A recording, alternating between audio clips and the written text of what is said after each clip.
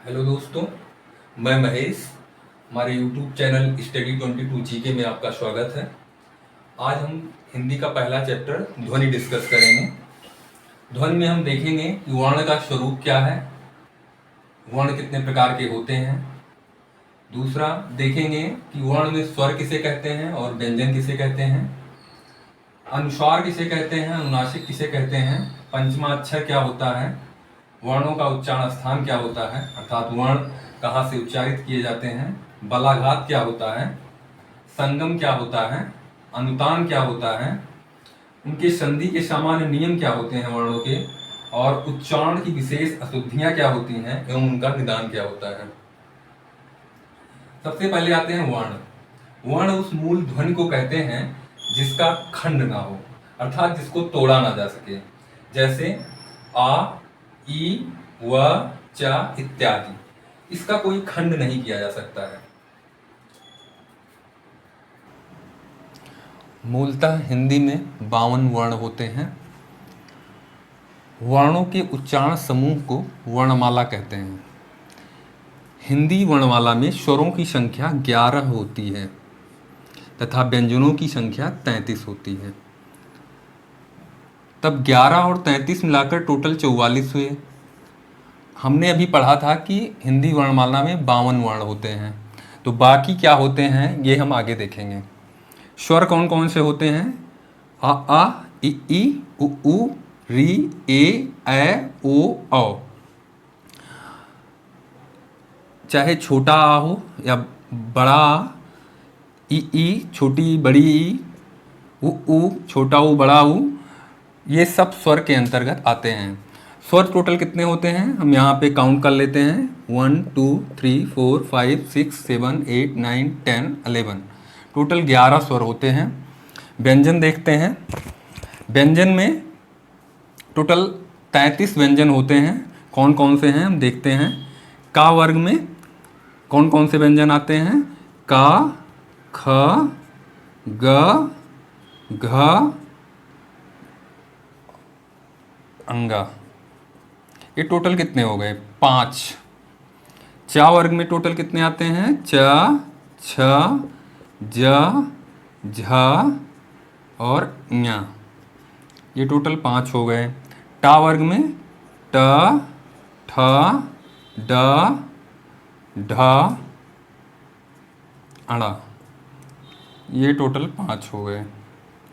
ता वर्ग में त, थ, द, ध और न। ये टोटल 5 हो गए। पा वर्ग में पा, फ, ब, भ और म। ये टोटल 5 हो गए। तो ये 5 5 10 5 15 5 20 5 25 25 और अंतस्थ व्यंजन 4 होते हैं। या, र, ल, व। उष्म व्यंजन कौन कौन से होते हैं? स, स और ह। तो 4 ये हो गए, 4 ये हो गए।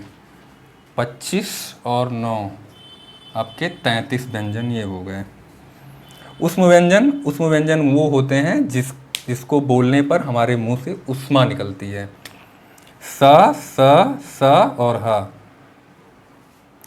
फिर आते हैं संयुक्त व्यंजन।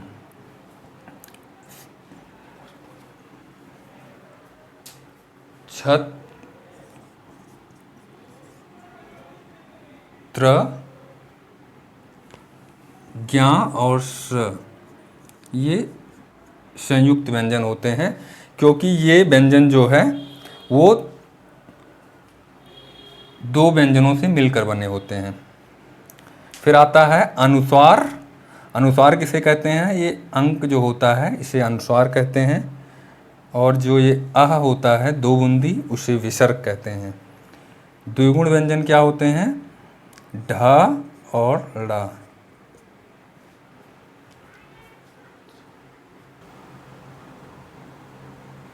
और हम देखते हैं हिंदी के स्वरवर्ण क्या होते हैं।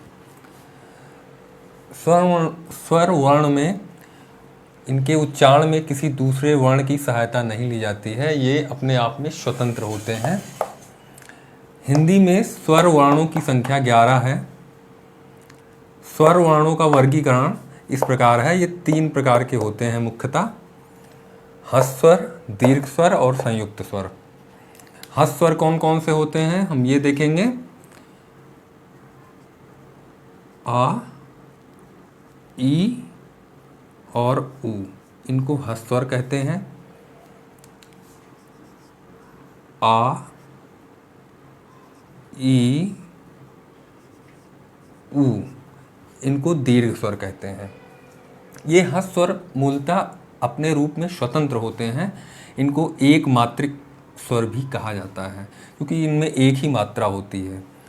दीर्घ स्वर, ये मूल स्वर जो होते हैं ह्रस्व स्वर, इनसे मिल के बनते हैं और ये 2 मात्रिक होते हैं। तीसरा फिर आते हैं संयुक्त स्वर पे। ए, ऐ, ओ, औ, ये संयुक्त स्वर होते हैं। फिर हिंदी में प्लुप्त स्वर का उपयोग नहीं होता है, लेकिन वैदिक भाषा में इसका उपयोग होता है। जिन स्वरों के उच्चारण में 3 गुना समय लगे उसे प्लुप्त स्वर कहते हैं। इसका कोई अपना चिन्ह नहीं होता है, इसके लिए 3 चिन्ह लगाया जाता है, 3 स्वर टाइप का लिखा जाता है, जैसे ओम। इसे त्रिमात्रिक स्वर भी कहते हैं।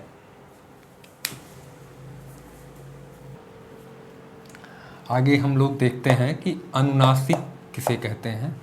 अनुनासिक का साइन जो होता है, चिन्ह जो होता है, ये चंद्रबुंदी होती है। अनुनासिक ऐसे स्वरों का उच्चारण नाक और मुंह से होता है और उच्चारण में लघुता होती है, जैसे कि गांव, इसमें अनुनासिक का प्रयोग हुआ है।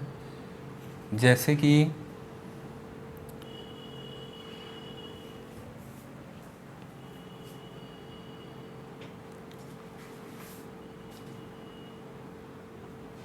आगे देखते हैं अनुस्वार किसे कहते हैं।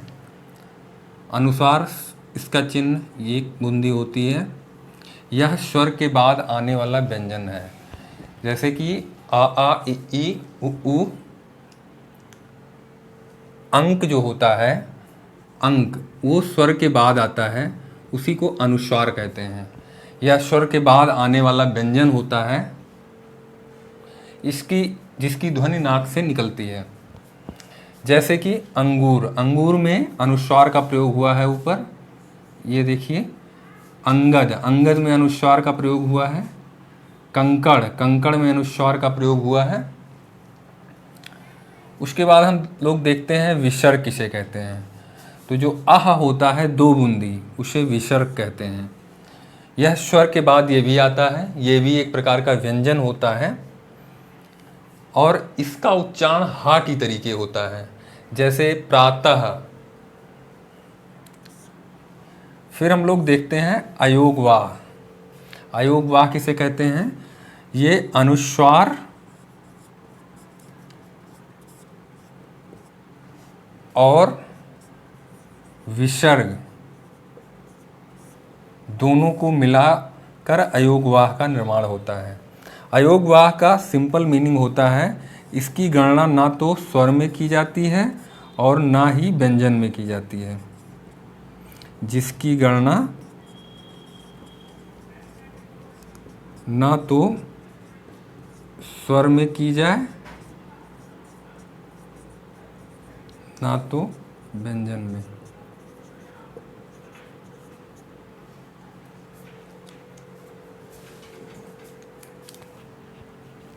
ओके दोस्तों, अगर हमारा वीडियो आपको पसंद आया हो तो please like, share and subscribe करिए।